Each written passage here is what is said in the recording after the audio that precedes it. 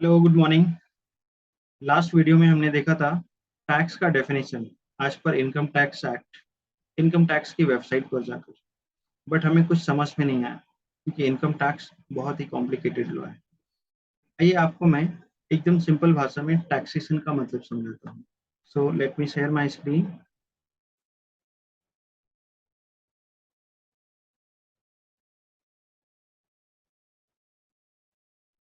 Okay, pay attention.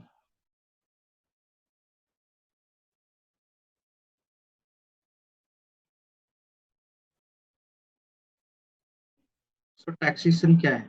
What is tax?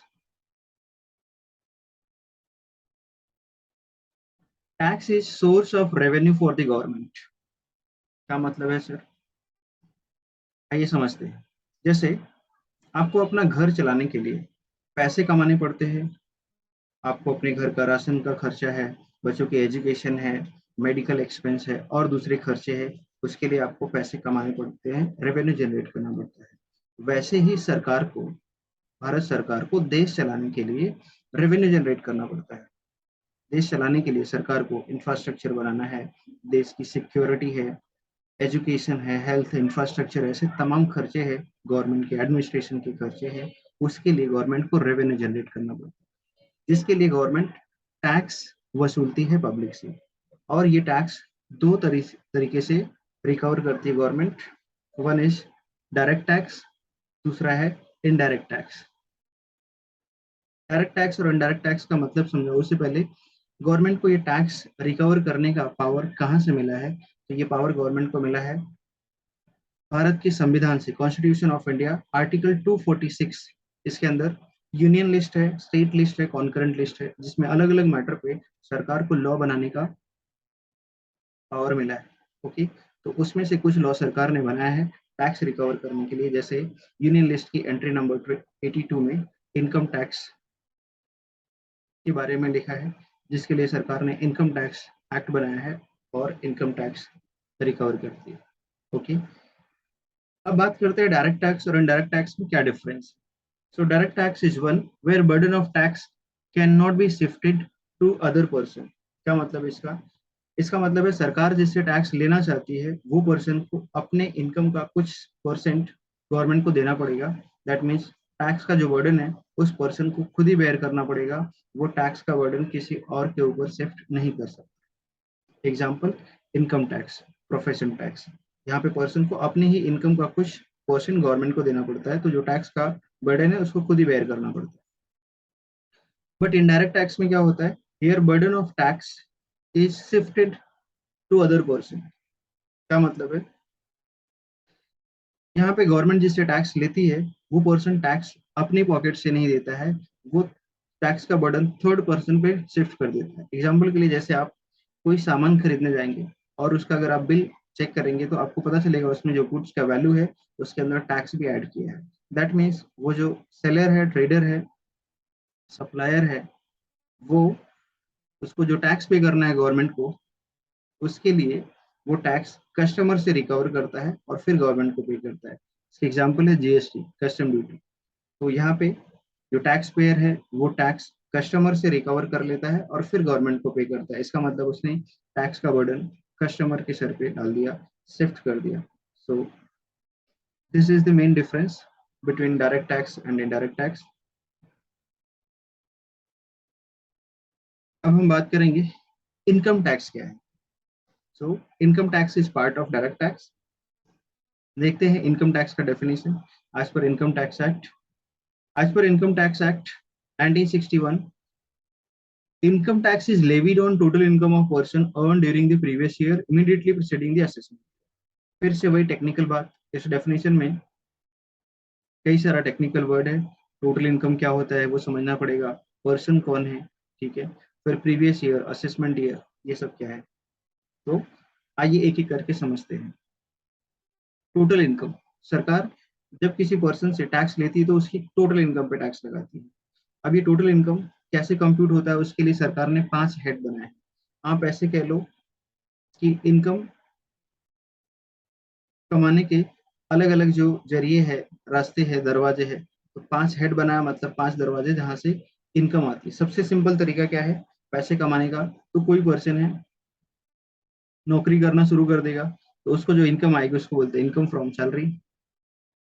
इसके बाद दूसरा तरीका है पैसे कमाने का, अगर किसी पर्सन के पास हाउस प्रॉपर्टी है जिसको वो रेंट पे देना चाहता है, तो रेंट पे देगा तो उसको रेंटल इनकम आएगी। और पर्सन और इनकम कमाने के लिए पर्सन क्या कर सकता है? वो बिजनेस स्टार्ट कर सकता है, किसी प्रोफेशन में जा सकता है, तो वहां से उसको इनकम आएगी। और क्या तरीका है पैसे कमाने के? अगर किसी पर्सन के पास कोई कैपिटल एसेट है, जैसे उसके पास कोई लैंड है, प्रॉपर्टी है, गोल्ड है, ज्वेलरी है, इन्वेस्टमेंट है, शेयर है, ये सब अगर वो बेच देता है तो उससे कुछ उसको गेन हो जाएगा, प्रॉफिट हो जाएगा, तो वो कैपिटल गेन है। एंड इसके अलावा भी इनकम कमाने के कई सारे सोर्स हैं, तो जिसको हम लोग बोलते हैं income from other sources. That means income tax में गवर्नमेंट ने 5 हेड बनाए हैं। पहले 4 हेड ये स्पेसिफिक हेड है। दैट मीन्स इस हेड में जो इनकम आएगी उसकी कुछ स्पेसिफिक कंडीशन है। जैसे इनकम फ्रॉम सैलरी में वो इनकम आएगी जो आपको किसी एम्प्लॉयर से मिला है, जहाँ पे एम्प्लॉयर एम्प्लॉय रिलेशनशिप स्टैब्लिश होता है, वो आपकी इनकम फ्रॉम सैलरी है। हाउस प्रॉपर्टी में वो इनकम आएगी जहाँ पे आपने अपनी हाउस प्रॉपर्टी रेंट पे दी है, वो इधर आएगी। और इनकम फ्रॉम बिजनेस में आपने जो इनकम या बिजनेस करके पैसे कमाए या किसी प्रोफेशन से पैसे कमाए हैं, वो आपकी इस तीसरे हेड में आ जाएगी। और चौथे हेड में आपके पास कोई कैपिटल एसेट है जिसको आपने ट्रांसफर किया है, उस पर जो फायदा हो गया है वो कैपिटल गेन में आएगा। लेकिन इसके अलावा अगर कोई और इनकम आती है आपकी, जैसे आपने कुछ इन्वेस्टमेंट किया है उस पर डिविडेंड आ रहा है, बैंक में पैसे डिपॉजिट किए हैं उस पर इंटरेस्ट आ रहा है, आपने आपका कुछ कॉपीराइट है जिसके ऊपर आपकी रॉयल्टी इनकम आ रही है, आपको कहीं से गिफ्ट मिला है, वो सब अदर सोर्सेज में आते हैं। So other sources is residuary head, income which do not fall under first 4 head that will be included in this last head. So ये 5 हेड है इनकम की, पांचों का टोटल जो करते हैं उसकी टोटल इनकम आती है। अब ये टोटल इनकम हम लोग किसका निकाल रहे हैं? पर्सन का। तो पर्सन कौन है? तो इनकम टैक्स में पर्सन की अलग अलग कैटेगरी है। नंबर 1 इंडिविजुअल, हम लोग नेचुरल पर्सन। दूसरा category HUF, Hindu undivided family, कुछ फैमिली बिजनेस होता है वो। Company, company Indian company, foreign company, या फिर कोई और एंटिटी जिसको सिविलिटी ने कंपनी डिक्लेयर किया है। Fourth category firm, partnership firm, it includes limited liability partnership firm also.